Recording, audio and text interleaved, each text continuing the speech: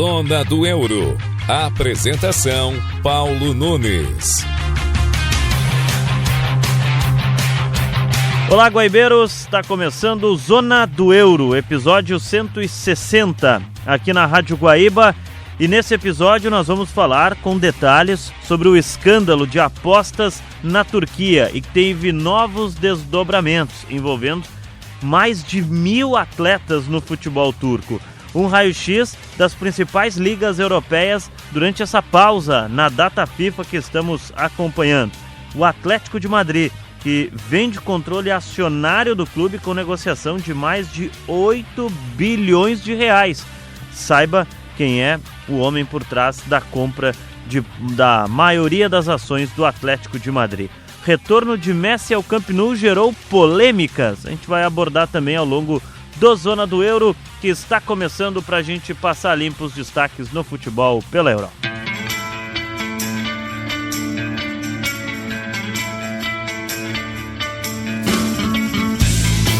Você está acompanhando a Rádio Guaíba, FM 101.3 no guaíba.com.br. Você acompanha o Zona do Euro também a qualquer momento no Spotify, Guaíba Esporte, para você nos acompanhar por lá. Esse é o episódio 160 no Spotify. Todos os demais episódios também disponíveis na plataforma do Spotify para você acompanhar pelo Guaíba Esportes. O Zona do Euro, que tem a apresentação de Paulo Nunes e também de Ana Carolina Nazário. A mesa de áudio de Davidson Rosa, coordenação de esportes de Rafael Pfeiffer, gerência de jornalismo e esporte de Rafael Sequim e a direção geral de Claudinei Girotti. Então, na largada do Zona do Euro, vamos falar sobre o escândalo de apostas na Turquia.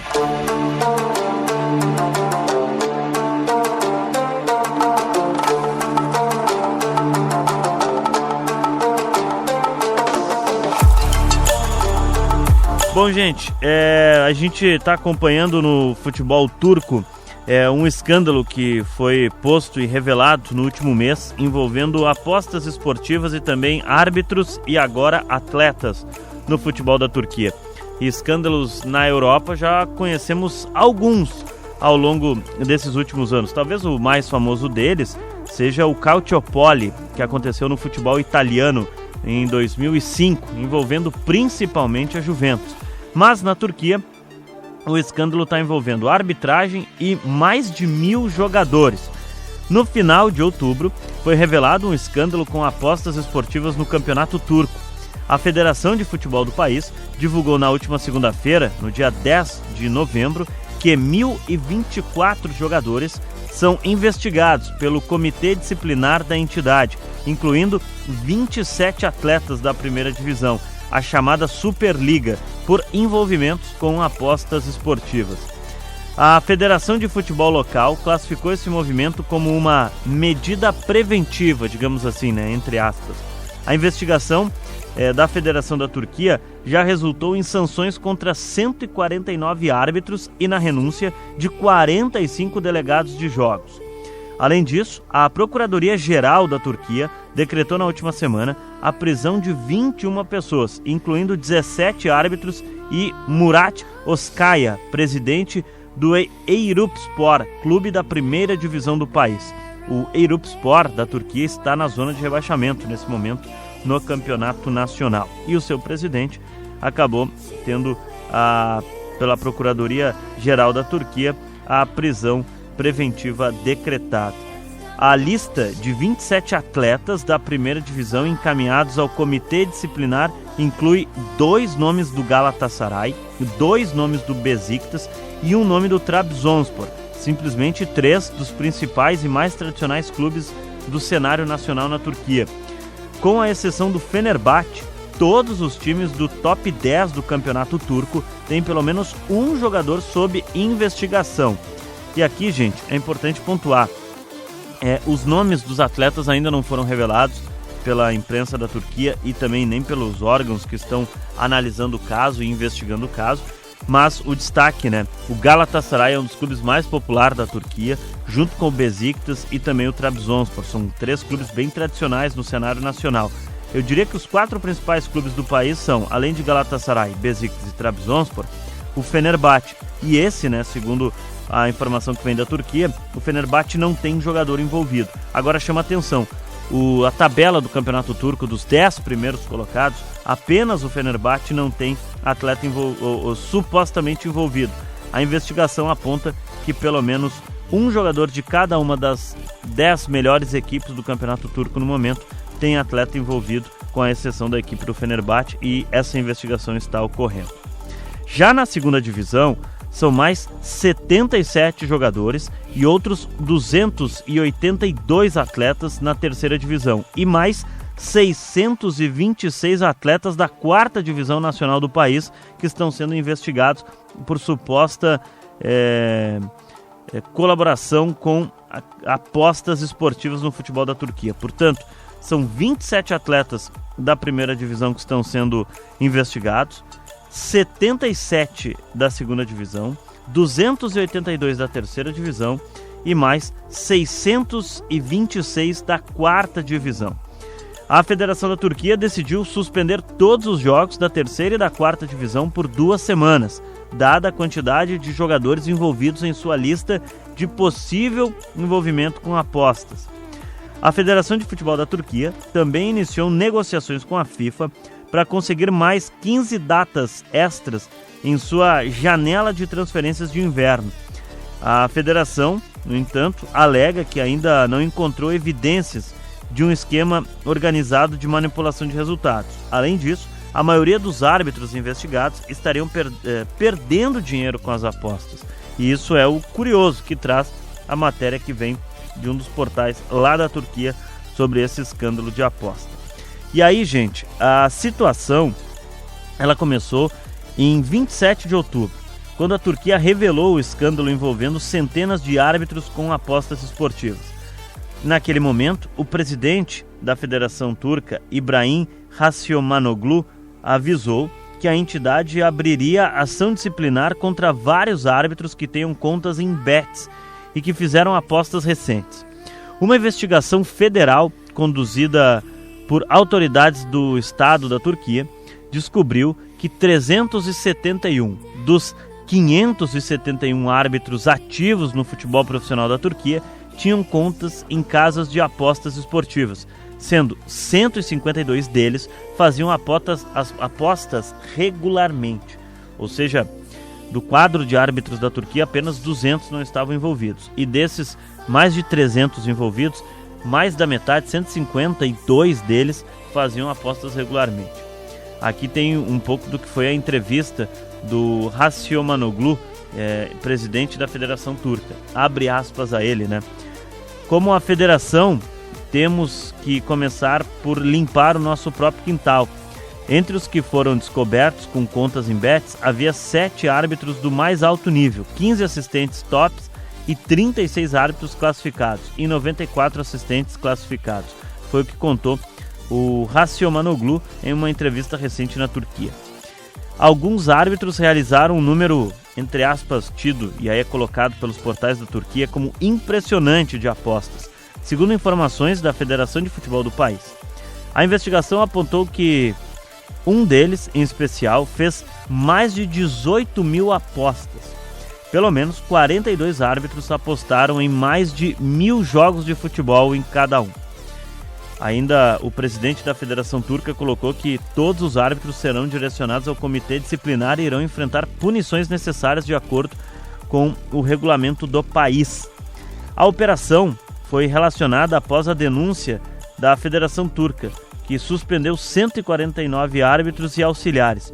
De acordo com a entidade, estes oficiais apostavam em jogos de futebol, ao mesmo tempo em que trabalhavam nas ligas profissionais do país.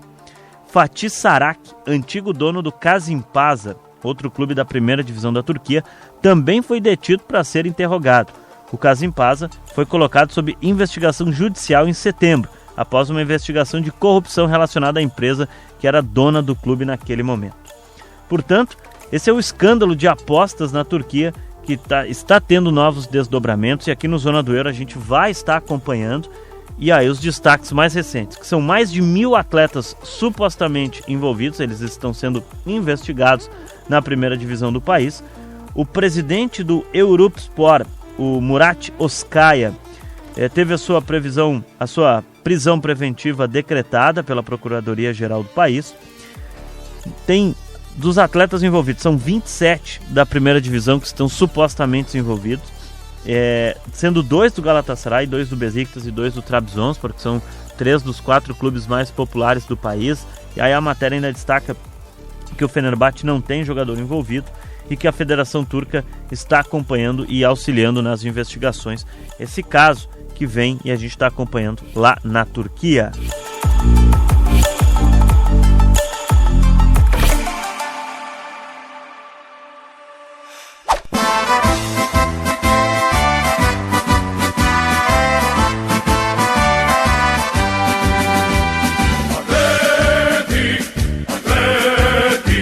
Bom, outro destaque no cenário europeu nessa janela de pausa do futebol por lá em função da data FIFA, nesse momento rolando apenas os jogos amistosos e também das eliminatórias para a Copa do Mundo e as eliminatórias europeias, com as seleções do velho continente garantindo suas vagas ao Mundial.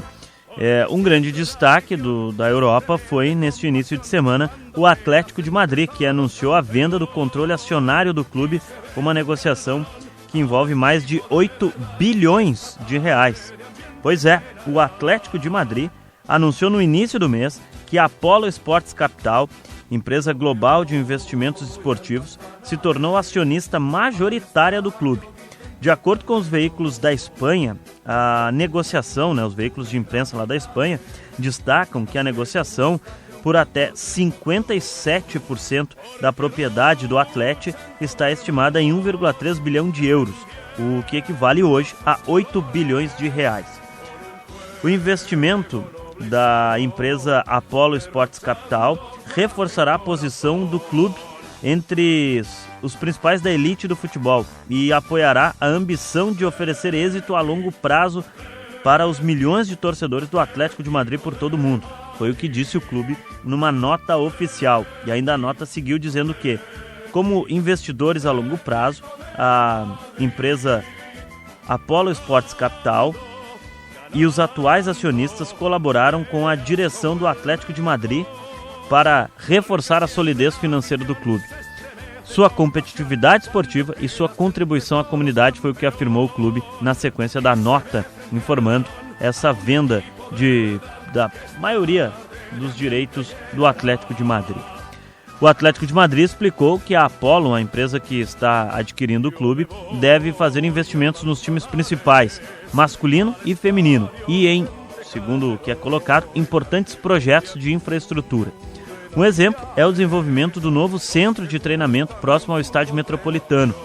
Esse investimento deve ser concluído no primeiro trimestre de 2026. Em seu último balanço financeiro disponível para a consulta da temporada 2023-2024, o Atlético de Madrid teve faturamento recorde de 425 milhões de euros, com uma dívida de 509 milhões de euros. A estimativa para 2024 e 2025 era fechar o ano com receitas totais de 459 milhões de euros. A chegada da Apollo Sports Capital encerra um período de 33 anos em que o clube espanhol era totalmente controlado pela família Gil. Essa é a maior operação até hoje de um fundo de capital privado em um clube da primeira divisão da Espanha. Portanto, a empresa de investimentos Apollo Sports Capital adquiriu 57% da propriedade do Atlético de Madrid por 8 bilhões de reais, segundo a imprensa espanhola. A aquisição ela foi feita, mas eu digo segundo a imprensa espanhola porque há uma dúvida se foi entre 55% a 57%. Mas os principais veículos da Espanha colocam como 57% de aquisição do clube espanhol por parte da empresa Apollo Sports Capital. Mas o que é essa Apollo Sports Capital? E o Zona do Euro vai responder para você. A Apollo Sports Capital é o fundo de investimento norte-americano criado há menos de 2 meses e com sede em Nova York. Porém, a Apollo Global Management está, sim, uma das maiores sociedades gestoras de ativos do mercado norte-americano. Foi criada em 1900 por 3 banqueiros que tinham acabado de sair da Drexel Burnham Lambert, após este banco ser obrigado a abrir falência por envolvimento em atividades ilegais do mercado de ativos de alto risco. A sociedade começou a se especializar em consultoria, mas foi evoluindo para investimento em capital privado. Inicialmente comprava empresas em dificuldades financeiras, mas hoje está em todos os setores, por exemplo, no ramo imobiliário, nos cruzeiros, na restauração, no trabalho, na telecomunicação e também no entretenimento, em projetos de engenharia. O homem do futebol, para gerir o fundo de investimento esportivo da Apollo Global Management, tinha vários investimentos na área do desporto, mas com a criação da Apollo Sports Capital, pretende tornar essa aposta mais efetiva e especializada. Para começar, além da aquisição do Atlético de Madrid, o grupo investiu no Madrid Open e no Miami Open e está negociando venda dos direitos televisivos da Liga Mexicana e injetou 100 milhões de euros no Nottingham Forest, clube que é gerido pelo proprietário grego Evangelos Marinakis. Para liderar todos esses investimentos, a empresa contratou Al Talis para o cargo de CEO da Apollo Sports. Trata-se de um americano nascido em Donetsk, na Ucrânia, que viajou ainda criança para os Estados Unidos, tornando-se um descendente de imigrantes em Nova York. Fez carreira como CEO da North Star Asset Management, uma empresa de investimentos imobiliários, atividade que manteve o mesmo tempo que investia no desporto.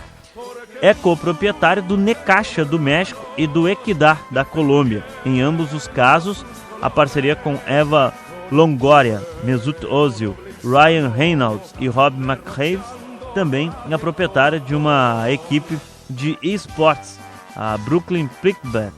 Também faz parte, então, desse catálogo do norte-americano.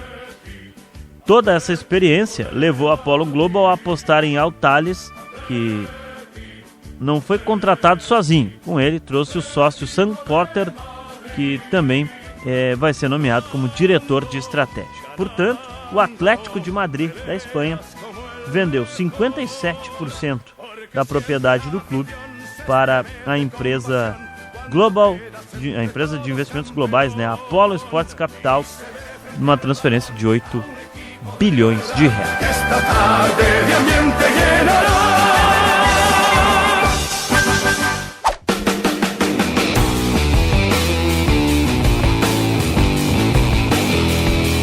Bom, agora no Zona do Euro, vamos com a Ana Carolina Nazário, está aqui comigo, para a gente falar um pouquinho dessas ligas europeias, Ana, porque tivemos a pausa, né, dos jogos em função da data FIFA. Falava antes ali que algumas seleções europeias buscando garantir vaga para a Copa do Mundo do próximo ano. O calendário para lá na Europa, mas a gente fez um panorama de como as principais ligas, né, do velho continente estão nesse momento.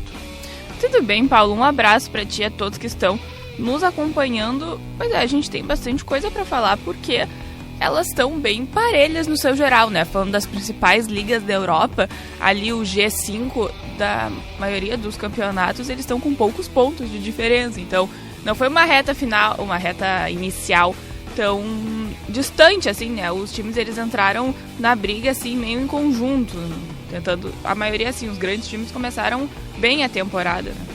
A exceção fica, e aí meio que normal, a Alemanha. Daqui a pouco a gente vai falar que o Bayern de Munique tá sempre, né, mais dominante. Mas eu digo que a Alemanha nunca tem graça. A Alemanha tá... o Bayern não tem mais graça. Tá dominando de novo. Teve um ano que o Leverkusen conseguiu... Foi o melhor ano, né? Aquele título, mas o Bayern de Munique já voltou a ser dominante. Vamos começar pela Premier League. Vamos, porque a gente teve... Agora me fugiu. Foi nesse final de semana, Manchester City e Liverpool, né? Foi a vitória do City por 3-0, surpreendente, marcando um mau começo do Liverpool, né? Nessa temporada, o atual campeão inglês já não largou tão bem assim. Pois é, e essa vitória interessava muito para o Manchester City, porque ele é o atual segundo colocado com 22 pontos e o Arsenal está na liderança com 26. Então, se o City vencesse esse confronto, ele conseguia manter essa distância de 4 ou 3 pontos do Arsenal, que a gente diz que é um jogo de diferença. E o Arsenal, ele rezou pro City e Liverpool empatarem, né? Seria o melhor resultado. Porque o City perder não ia ser o caso. O Liverpool tá numa sequência negativa, não tá conseguindo vencer, muitos empates, não tá conseguindo engatar esse início de temporada. Tanto que o Liverpool está em quinto colocado aqui. Na quinta colocação. Tem uma série de times com 18 pontos. Ele divide, né? esse posto ali, o Tottenham, o Aston Villa, o United e o Bournemouth também tem 18 pontos, assim como o Liverpool. Então ele está dividindo a 5ª colocação, mas se a gente for botar a título de curiosidade nos critérios, ele seria o 9º colocado hoje. Sim, pois é, porque logo depois da partida contra o Manchester City, ainda tinha outros jogos para acontecer, então naquele momento o Liverpool caiu para 8º. Mas como, enfim, o United perdeu e tivemos ali outros empates naquela rodada, eles acabaram empatando em pontos, né? E tá esses quatro times estão dividindo 18 pontos. 5 times, na verdade, né? Tem o Tottenham também. Isso. Tottenham, Aston Villa, United, Liverpool e Bournemouth. 5 times, dividindo a 5ª colocação. Irônico. Com 18 pontos. Mas, no campeonato inglês, assim, a título de curiosidade, eu acho que o Arsenal é o líder com 26 pontos. Não surpreende muita gente, né? Mas uma boa largada do Arsenal. O Manchester City é o segundo com 22. O Chelsea é o terceiro com 20. São 3 daqueles do dito Big Six que estão na parte de cima. Agora o 4º colocado é o Sunderland. O Sunderland tem 19 pontos. O Sunderland vem numa batida de vitória contra o Chelsea recentemente na Premier League. Daí tem empates com o Everton e na última rodada empatou com o Arsenal. Mesmo em casa, um empate muito comemorado. No finalzinho do jogo conseguiu o empate. Um empate com gosto de vitória pro Sunderland, com gosto de vitória, né? 4º colocado com 19 pontos nesse momento, o time que voltou há pouco da 2ª divisão inglesa e que viveu tudo o que viveu nos últimos anos. O Sunderland está nessa 4ª colocação, é algo surpreendente nessa largada do campeonato inglês. O Sunderland não disputava a Premier League há alguns anos. 8 anos. 8 anos. 8 anos de ausência. Eu me lembro de ter memórias, quando eu comecei a assistir Premier League, eu me lembro de ver o Sunderland jogar. Isso era 2014, 2015. Mas fazia muito tempo que eu não via, não me lembrava assim, eu ia chutar 10 anos, mas daí era muito. Mas eu achava que eram uns 9, 8. 8 anos. E o chegou aí pra 3ª divisão, né? Exato. Um momento que cai pra 2ª divisão. No ano seguinte a expectativa era o retorno para a 1ª e o time caiu para a 3ª. E na 3ª levou 2 ou 3 anos, se não me engano, para sair da 3ª e voltar para a 2ª. E o Sunderland está fazendo aquele papel que é o que acontece com times menores, que eu acho que a gente tem um exemplo claro aqui no futebol brasileiro, que é o do Mirassol, né? É muito cedo pra gente comparar, mas eu acho que eles têm um pensamento parecido, que é: vamos, times medianos, tentar vencer, times grandes, vamos tentar pelo menos um empate para conseguir se manter agora nesse G5, que é espetacular esse resultado do Sunderland, e é o que eles estão fazendo, né? E acho que a vitória do Chelsea, obviamente, eles não esperavam, mas eles estão apresentando um bom futebol. E também, mesmo que o Sunderland jogue a Copa da Liga Inglesa e a Copa da Inglaterra, eles não têm uma Liga Europa, eles não têm uma Champions League, e a gente sabe que não é só no Brasil que os times sofrem com isso, né? O Sunderland, por exemplo, na campanha, tô dando uma olhada aqui, ele ganha em casa do West Ham por 3-0. O West Ham tá na zona do rebaixamento. Largada ruim do time de Londres. Em casa ele ganha do Brentford 2-1. Digamos que é um adversário igual a ele, briga nas mesmas pretensões. Aí ele tem uma derrota pro Burnley, mas que é fora de casa, né? Mas tem um empate com o Crystal Palace fora de casa. O Palace é um time médio ali com campanha regular. O Nottingham Forest, o Sunderland ganha fora de casa por 1-0. Aí perdeu pro United, aí tá na conta. Ganhou do Wolverhampton em casa, ganha do Chelsea fora. Uma vitória de virada impressionante. E aí tem esses 2 empates, né? Contra o Everton em casa e contra o Arsenal fora. Ainda vai retornar agora contra o Fulham, jogando fora de casa também o time do Sunderland. É surpreendente essa largada. É um time que apostou em jogadores experientes para essa retomada. No elenco do Sunderland, por exemplo, se a gente for pegar e montar esse atual elenco da equipe, tem o paraguaio, o zagueiro, o Alderete, tem 28 anos, há muito tempo já no futebol europeu. Eu acho que essa é a média de idade do time, 28. Por aí. Eu li esses dias, eu acho que é 27 e 28 a média do Sunderland. O lateral esquerdo é o Reinildo Mandava, que era do Atlético de Madrid. Um dos volantes dessa equipe, eu assisti o jogo contra o Chelsea, por exemplo. Um dos volantes é o Granit Xhaka, que jogou muito tempo no Arsenal, capitão do Sunderland. Investiu em jovens, tem o Enzo Lefebvre, o francês. Xhaka, muito tempo de Arsenal. Jogou no Arsenal muito tempo, né? Foi campeão invicto naquele Leverkusen no campeonato alemão e agora está no Sunderland. E no ataque tem o Talbi, que é marroquino, um jovem marroquino. O espanhol Eliezer Mayenda.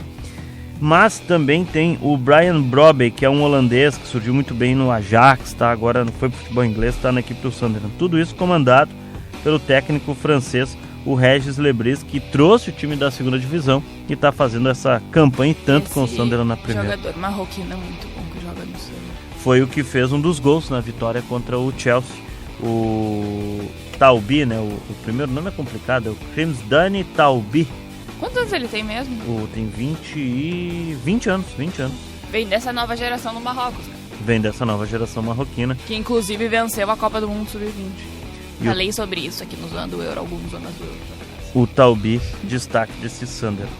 Bom, a tabela então de cima na Inglaterra tem o Arsenal liderando, o Manchester City é o segundo, 22 pontos, o Arsenal tem 26, né, 4 pontos aí de vantagem, o Chelsea tem 20, o Sunderland tem 19, é a grande surpresa. Quinto lugar o Tottenham, sexto o Aston Villa, sétimo o Manchester United, oitavo o Liverpool e nono o Bournemouth com 18 pontos.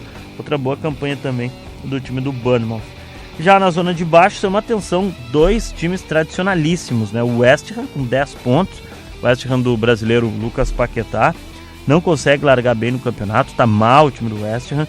19º o Nottingham Forest com 9 pontos, o Nottingham Forest está muito bem na Liga Europa e mal no campeonato inglês. E o lanterna, o Wolverhampton, com 2 pontos, uma das piores largadas da história do Wolverhampton. Muita pressão lá no trabalho em Wolves, porque o time está muito mal e é o lanterna da Premier League. Eu acho que o Nottingham Forest e o Wolverhampton que me chamam mais atenção, porque o Nottingham Forest fez uma ótima campanha na temporada passada, né?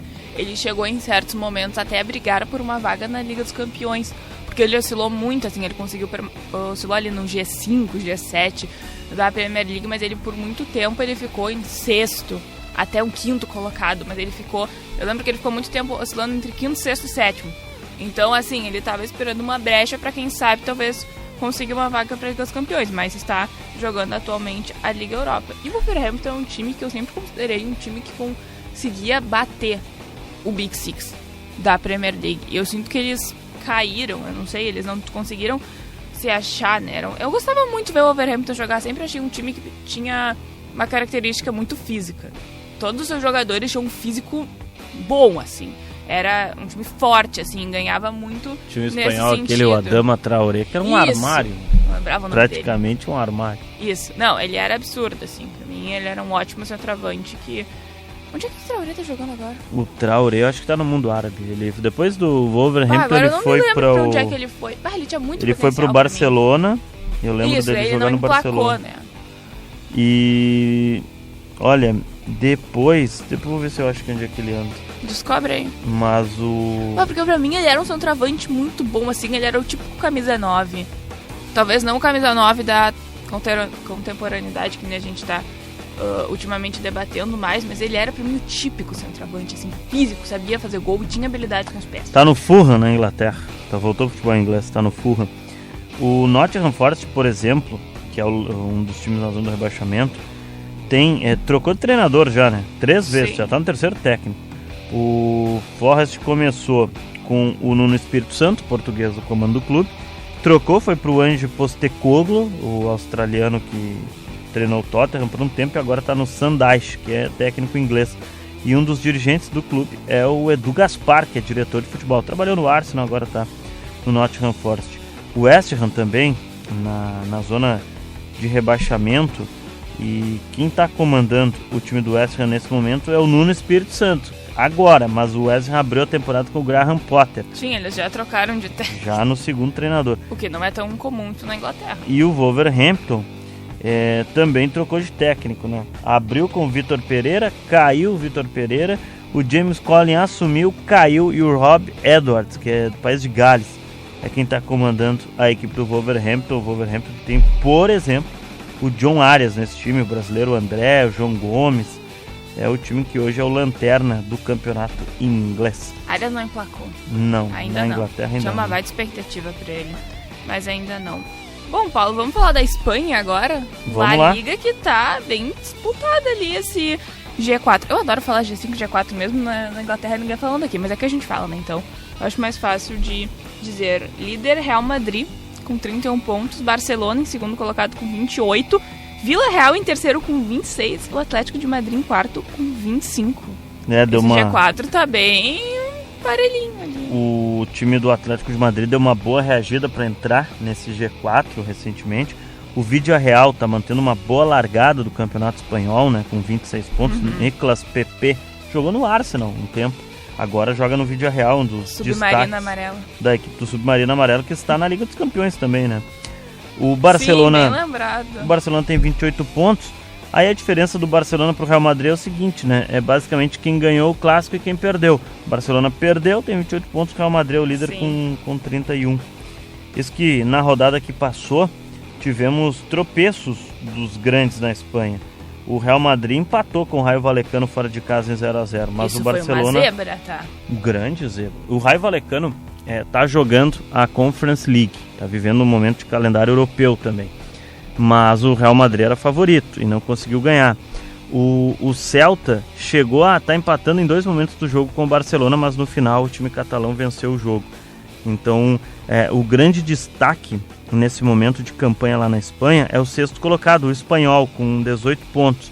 O Betis é o 5º com 20, mas o Espanhol com 18, que na última rodada acabou perdendo em casa para a equipe do Villarreal, ainda assim merece o destaque nessa largada nesse momento, porque é outro time que veio da 2ª divisão e está conseguindo se manter na parte de cima da tabela, a equipe do Espanhol. Sim, o Betis faz uma temporada passada muito boa. Ele se mantém ali também, tipo, entre G6, G5.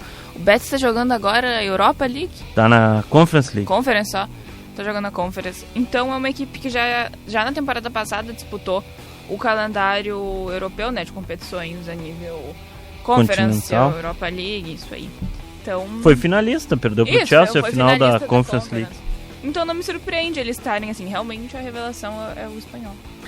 E chama atenção a zona de baixo com o tradicionalíssimo Valência, né, com 10 pontos, sempre atravessando crises aí ao longo tá jogando mal dos últimos anos. E mais uma vez, o Levante tem 9 pontos, é o 19º, e o Oviedo é o lanterna com 8 pontos, são os 3 últimos do Campeonato Espanhol. O Valência acho que é o caso que mais chama atenção, né? O Levante, o Oviedo voltou agora da 2ª divisão. O Levante vive uma época de ioiô com frequência, mas o principal é o Valência, né? O Valência tem dificuldades para jogar, para ganhar seus jogos em casa. O time do espanhol Carlos Corberán está mal no campeonato e nesse momento é um dos times da zona de rebaixamento. O Real Madrid é o líder, mas eu não consigo ainda dizer que eu acho que o Real Madrid está jogando melhor que o Barcelona nessa temporada. Chegou a largar melhor na temporada, né? Chegou a largar com 5 vitórias consecutivas e aí a derrota foi no Clássico pro Atlético de Madrid, uma derrota de 5-2 no Metropolitano. Aquele jogo foi esquisito. Até ali o Real Madrid tinha 100% de aproveitamento no Campeonato Espanhol. Sim. E na temporada. Mas eu digo de conjunto, assim, eu não sei. Acho que é porque a gente também estava acostumado a ver um Real Madrid que ganhou 3 Champions League seguidas, em eras de Benzema, Cristiano Ronaldo, ali, Modric, e, enfim, todo aquele elenco de peso. Eu não consigo ver, assim, o Real Madrid, mesmo tendo o Mbappé, Vini, Rodrigo, grandes nomes, eu não consigo ver, tipo, comparar, assim, aquele Real Madrid de 2018, 2019, sabe? Tipo, nesse nível, assim, eu acho que esse Real Madrid ainda tá muito distante. Não sei se a gente vai ter um Real Madrid naquele nível também. Acho muito difícil, né? Mas, enfim, do que a gente estava acostumado a ver nos últimos anos, que foi muito tempo uma hegemonia, né? E daí também veio a crise do Barcelona, né? Aquela má fase. O Mbappé que largou bem no campeonato, né? O Mbappé tem mais de 10 gols, é o artilheiro do Campeonato Espanhol. Mas o Mbappé precisava começar bem essa temporada. Precisava. Né? Temporada passada, pelo amor de Deus, né? Começou muito bem o espanhol, o Mbappé. O espanhol, no Campeonato Espanhol, o francês Mbappé. Não sabia que ele tinha nacionalidade espanhola. Não tem. No Campeonato Espanhol. Uma temporada já conseguiu. No Campeonato Espanhol. E tá bem o Mbappé. Boa largada dele, fazendo gol e tudo francês. Mais. Vai pra Copa, né? O Mbappé certamente vai estar na Copa do Mundo. Na Itália, no Campeonato da Bota, também muita paridade, né? A gente abriu falando das paridades nesse momento, né? Chegando para metade das ligas nacionais, acho que a Itália talvez é a mais equilibrada de todas. Pois é, a Inter e a Roma estão dividindo a liderança com 24 pontos, e daí a gente tem na segunda, no caso terceira e quarta colocação, Milan e Napoli, com 22 pontos. Então a gente tem 2 brigas de liderança, né? Como se a gente tivesse 2 líderes e 2 vice-líderes. O campeonato muito apertado. O quinto colocado tem 21 pontos, que é o surpreendente, mais uma boa campanha do Bolonha no campeonato italiano. E aí a Juventus, que é a sexta, já com 19 pontos, um pouquinho mais para trás, né? Inter e Roma brigando nesse momento pela liderança, boas largadas dos dois times. Da Inter, que está com o Christian Chivu nessa temporada como treinador, e tomou aquela sapatada na final da Liga dos Campeões do Paris Saint-Germain, mas é um grande time, só que tomou aquela pancada. Apesar de 5-0 na final. E está se recuperando. Maior resultado da história da Liga dos Campeões. E vem se recuperando dessa pancada que tomou no final, na final da Liga dos Campeões, e liderando o campeonato. E junto com a Roma, que apostou no Giampiero Gasperini como técnico para essa temporada, ele que estava na Atalanta nos últimos anos, e também uma muito boa largada da Roma no campeonato italiano. E uma pessoa que está jogando muito bem na Roma é o Wesley. O Wesley, lateral direito brasileiro. Direito, muito bem. Estava no Flamengo. Um tempo atrás eu trouxe, né, que ele estava no ranking entre os 5 laterais mais difíceis de se enfrentar na Itália. Tipo, o jornal lá... Ai, não me lembro agora que jornal. Gazeta dello Sport. Gazeta, né? Foi Gazeta. Na Gazeta eles fizeram uma matéria que era... Tipo, quem tu não pode enfrentar, assim, quais são os 5 piores jogadores, assim, pra tu enfrentar, no caso, níveis de dificuldade. E o Wesley estava entre eles, sendo que ele chega agora na Itália, e não só na Itália, ele chega agora no futebol europeu, né? Ele se adaptou muito rápido no Roma e ele tá sendo muito elogiado lá. Eu ando acompanhando ele um pouco, assim, não vejo todos os jogos, mas o que eu vi, ele tá jogando muito bem. O Milan é o terceiro, o Napoli o quarto, o Napoli que acabou tropeçando, né? Na última rodada, jogou fora de casa contra o Bolonha, acabou tropeçando, mas o Bolonha é o quinto, é a sensação. O time do Vincenzo Italiano, técnico do Bolonha, é a grande sensação do campeonato italiano nesse momento, a equipe do Bolonha, que já esteve também recente na Liga dos Campeões. O Bolonha tem no seu elenco, por exemplo, jogadores experientes como Federico Bernardeschi, atacante italiano que chegou a jogar na Juventus um tempo também, jogou na Roma. Esse é um dos destaques do Bolonha. O Riccardo Orsolini, italiano também, outro responsável por gols na equipe do Bolonha, como o Ciro Immobile, muito tempo de Lazio, está jogando agora na equipe do Bolonha. Mas esse time também tem jovens, né? Tem, uma mescla. Tem um jovem goleiro muito bom, Passimo Pessina, que inclusive jogou muito bem contra o Napoli, fez um paredão no gol. Destaque nos jornais italianos que ele tem 17 anos, ele entrou aos 8 minutos do primeiro tempo na partida contra o Napoli, e porque teve a lesão do titular, que é o Skorupski, e o Pessina foi destaque nos portais italianos por segurar essa vitória. O Bolonha ganhou por 2-0 do Napoli, mas o grande destaque foi o goleiro Massimo Pessina. O que ele foi, na linguagem do futebol, bombardeado no jogo, pressionado e não sofreu gol. Ele entrou no iníciozinho da partida e foi destaque. Até tem uma entrevista que ele deu para os portais lá na Itália depois do jogo. Ele disse: foi meu pai quem me fez goleiro. Foi o que ele contou, né, ao Eco de Bergamo, um jornal local. Ele jogava futebol, foi goleiro do Pro Vercelli. Quando eu era criança, jogava como atacante, mas um dia ele me deixou tentar o gol, como ele fazia. Deu certo, nunca mais saí, nunca mais parei. Foi o que colocou o goleiro italiano, o Massimo Pessina, destaque do Bolonha, 17 anos, jogou contra o Napoli e fechou o gol contra um dos principais times do futebol italiano. E o curioso, né, Paulo, é que atualmente o pai dele é segurança de uma empresa em Milão e a mãe dele é auxiliar de contabilidade. Curioso, né? O pai não conseguiu seguir, né? Até porque esse Pro Vercelli, eu não conheço esse time. Não, tá em decadência há muitos anos, mas foi um dos principais clubes da Itália nos anos 20 e nos anos 30. Tem 100 aninhos atrás, né? Tanto que tem 8 títulos, se não me engano são 8. São 6 ou 8, mas acho que são 8, se a memória não me derruba, de campeonatos italianos do Pro Vercelli. Mas todos nesses anos 30, 40. E futebol é comum até a gente ver, tipo, goleiros, os seus filhos sendo goleiros, né? Tipo, filhos de pais goleiros, assim. Tem o caso do Schmeichel, o Kasper e medo de errar o nome da pronúncia do nome dele. O Kasper Schmeichel, que atual goleiro da seleção da Dinamarca, mas o seu pai, o Schmeichel, foi campeão com o Manchester United, por exemplo. Isso. Bom, a destacar na Itália, então, a liderança dividida, né, entre Inter e Roma com 24 pontos, o Milan tem 22 junto com o Napoli, Bolonha 21 é o quinto, Juventus sexto com 19, a Juventus está tentando entrar nos trilhos, vive uma crise, trocou de treinador, o Igor Tudor foi demitido da equipe da Juventus, agora está com uma nova ideia de trabalho. Me arrisco a dizer que tem duas crises na Europa que estão acontecendo há alguns anos. Juventus e Manchester United. Os dois e crise financeira dos dois clubes. Acho que maior, mas sinceramente, assim, ó, se tu tira aquela final da Juventus em 2016... 17. Às vezes faz duas, né? 15 e 17. Isso. Tirando aquele período que eles chegam à final, depois ladeira abaixo, né? É, tanto que... Tchau Dybala, tchau Pogba, tchau Buffon... Não conseguiu nada. Enfileirou 9 títulos do campeonato italiano em sequência e depois não conseguiu mais figurar. Mais. Na zona de rebaixamento tem o Genoa com 7 pontos, o Hellas Verona com 6 pontos e a Fiorentina com 5 pontos. Tradicionalíssima Fiorentina. Pois é, a Fiorentina jogou a Conference ano passado. Jogou, né? A Conference, é favorita. Eu esperava que eles começassem a tomar, eu esperava melhores. Foi favorita ao título esse ano, melhor. Tá na Conference também, mas a largada muito ruim da Fiorentina, muito ruim, chama atenção, assim, o ponto negativo nessas primeiras rodadas, né, nessa quase metade do campeonato italiano, a Fiorentina. O Stefano Pioli foi demitido e agora o Daniele Galoppa, junto com o Paolo Vanoli, são os responsáveis pelo comando técnico da equipe da Fiorentina. E é um time com jogadores conhecidos, jogadores até experientes nesse time. Tem o meio-campo Mandrágora na equipe da Fiorentina. O zagueiro que jogou no Flamengo, Pablo Mari, tá jogando na Fiorentina também. Mas o time tá mal no campeonato italiano.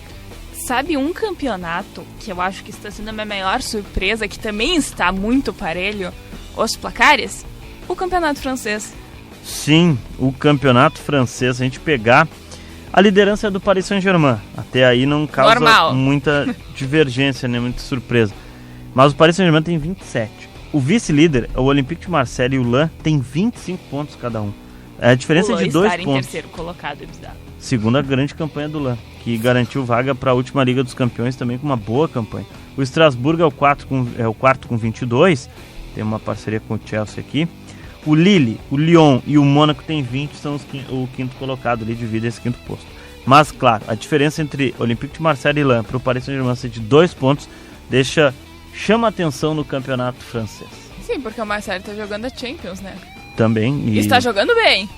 Agora, o Marseille estreou na Champions, perdeu para o Real Madrid, depois ganhou coitados em também, casa. né? Pô, tu pegar uma estreia com o Real Madrid, que tem a maior estrela já vista na Champions League. E perdeu de virada com gols no finalzinho. Mas ganhou, por exemplo, agora recentemente ganhou jogando em casa do Ajax e tomou uma virada do Sporting no finalzinho também. Mas o Olympique de Marseille vem fazendo uma boa largada de temporada na França. Pra folha de pagamento deles. Pega com o Ajax, com o Sporting. É boa a largada. É a maior torcida da França, né? O Olympique de Marseille. E na zona do rebaixamento, inclusive, Nantes, Lorient e Auxerre, os 3 times na zona de baixo. A França, o que indica o Paris Saint-Germain favorito ao título e confirmando na liderança, mas, claro, com dificuldades de abrir vantagem, como foi em outras vezes. O Marseille ganhou do Paris Saint-Germain o clássico, já aconteceu o primeiro turno, vitória 1-0 do Marseille. Escuta o que eu tô te falando, cara. O Marseille vai brigar de frente com o PSG. Igor Paixão, brasileiro, atacante do Marseille, estava no Feyenoord na temporada passada. Essa é a minha aposta. Trabalhando na França. Na Alemanha que vai dar o Bayern de Munique, já está caminhando para isso, né, Ana? Pois é, ele é o primeiro colocado com 28 pontos e o Leipzig, que está em segundo, tem 22. 6 pontos diferentes. E Stuttgart estão, né, dividindo aquela terceira posição, empatados com 21, mas o Stuttgart seria o quarto na tabela. E o Bayer Leverkusen está em quinto colocado também com 21 pontos. Daí em sexto, Hoffenheim com 19 pontos. São os primeiros ali do campeonato alemão. O Bayern de Munique disparando bem na frente dos demais, o Dortmund ainda tentando recuperar um terreno perdido. Em Portugal, o Porto tem 31 pontos, é o líder, o Sporting tem 28, já teve o confronto entre eles e o Porto ganhou na casa do Sporting, essa é a diferença para determinar a liderança. Mesma situação da Espanha. O Benfica tem 25, o Gil Vicente é a grande surpresa em Portugal, o quarto colocado com 24 pontos, porque geralmente é o Braga que é o quarto colocado, mas nesse momento é o Gil Vicente. O Porto sobrando do Francesco Farioli, técnico italiano, foi contratado nessa temporada e faz uma boa largada no campeonato português. O Sporting também se mantendo competitivo e o Benfica um pouquinho mais para trás pela diferença dos elencos. Arouca, Tondela e Aves estão na zona de rebaixamento lá em Portugal. O Aves com 3 pontos. 3 pontos, não ganhou ainda no campeonato, são 3 empates. Ai, que horror. Esse é o Zona do Euro, que você está acompanhando aqui na Rádio Guaíba, episódio 160. Estamos passando a limpo, Ana Carolina Nazário e eu, as principais ligas europeias dessa pausa de calendário em função da data FIFA. Já falamos da Inglaterra, da Espanha e da Itália, passamos pela França, Alemanha e Portugal. Vamos fechar com duas ligas não tão badaladas quanto estas, mas também não tão por baixo, né? Holanda e não estão perdendo Turquia. nada em paridades no G5, né? Na Holanda, o PSV é o líder, tem 31 pontos. O Feyenoord tem 28, é o vice-líder. O AZ é o terceiro colocado com 24 pontos, o time da cidade de Alkmaar. Acho que essa é a surpresa, né? Com certeza. Nesse momento, na Holanda, o AZ é quem faz a grande largada, se a gente for colocar assim. E a surpresa negativa é o Ajax, né? Quarto colocado com 20 pontos, 11 pontos atrás do líder PSV. E parece que a temporada do Ajax não vai ser nada boa. Na Liga dos Campeões, só derrotas até agora. Recentemente tomou uma sapatada do Chelsea em Londres. Foi 5-1. 5 ou 6-1? Acho que foi 5-1. Foi 5-1, né? E o time vai mal na temporada. Na Holanda, quarto colocado é pouco para o que se espera do Ajax.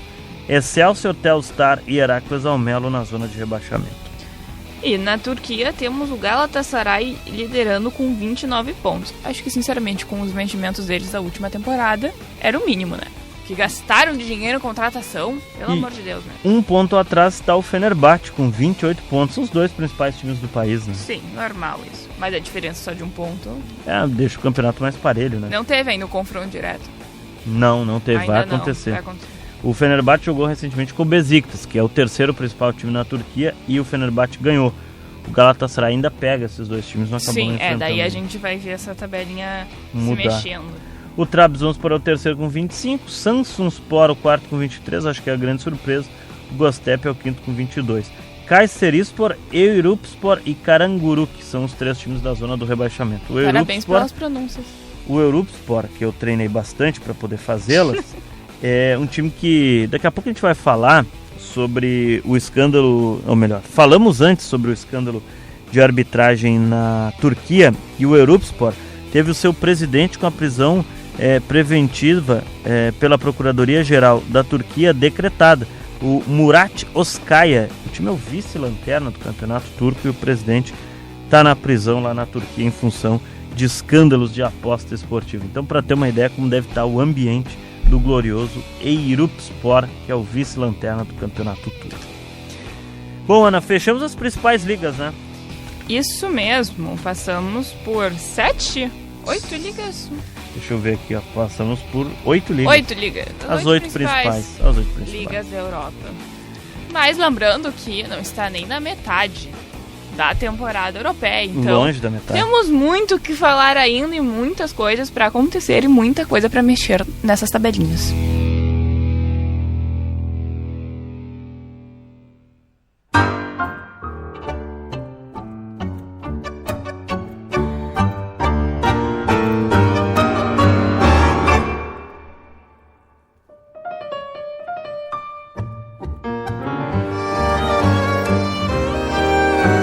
Bom, agora no Zona do Euro, Ana Carolina Nazário e o retorno do Messi ao Camp Nou, que gerou polêmica. Foi as polêmicas geradas pelo retorno de Lionel Messi à sua antiga casa?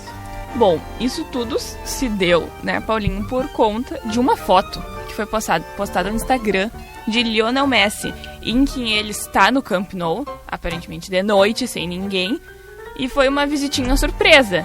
Ninguém estava sabendo que ele ia... Não, ele resolveu ir para Barcelona e dar uma passada na sua casa, né? Porque Camp Nou é a casa do Messi, né? Se eu tô lá, eu me retiro pra entrar. E ele não avisou ninguém que ele ia pra lá. Não. E daí, na legenda, ele coloca assim: ontem à noite voltei a um lugar que sinto muita falta. Um lugar onde fui imensamente feliz. Onde todos vocês me fizeram sentir 1000 vezes a pessoa mais feliz do mundo. Espero poder voltar algum dia e não apenas para me despedir como jogador, o que nunca tive a oportunidade de fazer.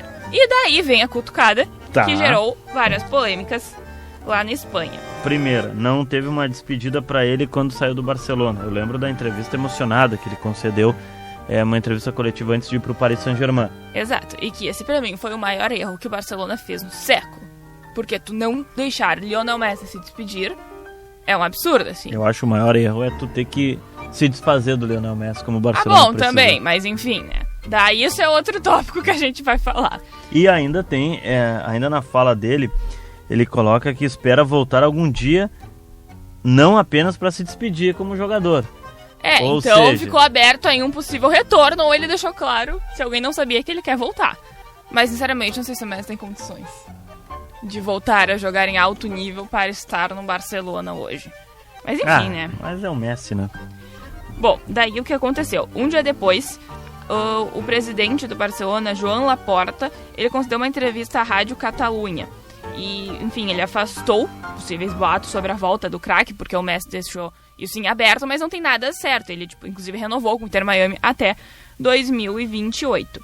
E ele, né, o Juan, falou que ele não se arrependeu pela saída do camisa 10 e que estava disposto a realizar uma despedida. Ele falou, daí tem um trechinho aqui da entrevista dele, que ele diz: eu não me arrependo, o Barcelona está por cima de tudo, mas se homenageiem a ajudar a melhorar a relação, seria fantástico, por máximo respeito ao Messi e aos profissionais do clube. Eu não faria uma especulação que não é realista, não corresponde. E que, desculpa, eu achei meio contraditório isso aqui, porque daí ele tá dando a entender que o Messi quer uma despedida como um, enfim, conforto, que ele quer simplesmente, ter pra, sei lá, suprir um ego dele, alguma coisa assim, e que ele não se arrepende do que fez com o Messi, de não ter concedido uma despedida. E daí, agora eu vou voltar mais atrás com o que aconteceu com esses dois no momento da saída do Messi do Barcelona, lá em 2020? 2021, quando ele vai pro Paris Saint-Germain. 2021. Final da temporada 21, né? Início da temporada de 2022. Sim, e assim, só pra explicar um pouco, porque esse Juan Laporta rodou o Barcelona mais de uma vez. Isso é importante. O Juan Laporta, gente, ele é um advogado, ele é político catalão e ele já foi presidente do Barcelona em outra oportunidade. Entre 2013 e 2010, né? Que é o período que o Messi tem a maior ascensão da carreira dele. 2013 é quando o Messi chega pro Barcelona para jogar na base, depois vai pro time principal.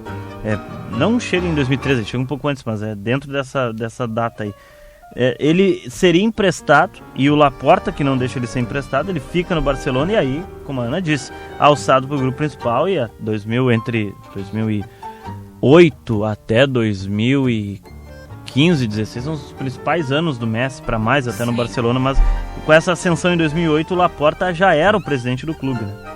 Só que a relação ela foi se estragando ao longo do tempo. Sim, porque o Laporta ele voltou em 2021, quando teve a renúncia do Josep Maria Bartomeu, que, enfim, ele deixou o clube mergulhado na pior crise da história do Barcelona, que todo mundo se lembra, porque justamente a gente não lembra de títulos do Barcelona nessa época. Vendeu Messi, vendeu Suárez, Iniesta se aposentou logo depois do Chaves. Então, assim, aconteceu vários... o Barcelona perde vários jogadores absurdos, né? Lendas, assim, do clube e do futebol, pelo menos, que acho que a minha geração viu jogar. Acho que a tua também, Paulo, mas tu viu mais atrás um pouquinho, né? Sim.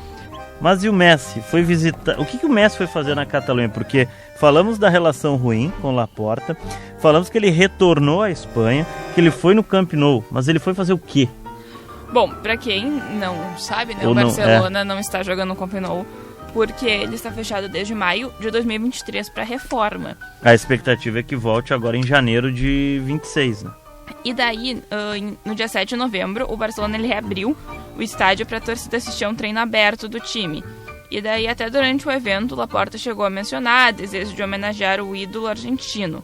Porém, a fala ocorreu 3 dias antes da visita surpresa do Messi no estádio, que daí ele expressa o seu desejo em retornar ao clube, não apenas para uma despedida. Na legenda do post que eu falei anteriormente, né, que eu lia o que ele diz. Realmente, essa foi o Laporta realmente não estava esperando isso, né? Acho que foi um pesadelo para ele essa situação, está sendo. O que eu achei mais incrível, a gente está chegando no final do Zona do Euro, Ana, foi que o Messi conseguiu visitar o Camp Nou nos dias de hoje e essa informação não vazou que ele iria visitar o Camp Nou. Sim, e isso só se soube por uma foto que ele postou, que a última vez que eu olhei, a foto tinha 7 milhões de curtidas. Que loucura. Nem sei quantos tá, mas é uma foto, diz muita coisa, né? E ele ainda coloca, né? Eu acho que pra mim o principal ponto é que ele diz na legenda da foto que quer voltar a jogar no Camp Nou. E pelo menos eu recentemente não tinha escutado o Messi falar sobre isso, até porque ele renovou com o Inter Miami até 2028. Então, talvez isso possa até complicar a vida dele lá nos Estados Unidos, não sei. Acho que não. Acho que o David Beckham, que é o dono do Inter Miami, vai entender a situação. Enfim. Mas chamou a atenção. Essa foi a grande situação também lá no futebol europeu. Bom, Ana, obrigado. Sempre às ordens, Paulinho. Semana que vem falamos de data FIFA. E das seleções europeias que garantiram as suas vagas para a Copa do Mundo de 2026. Já estamos sobre a hora. Zona do Euro fica por aqui. Tchau. Tchau. Zona do Euro. Apresentação Paulo Nunes.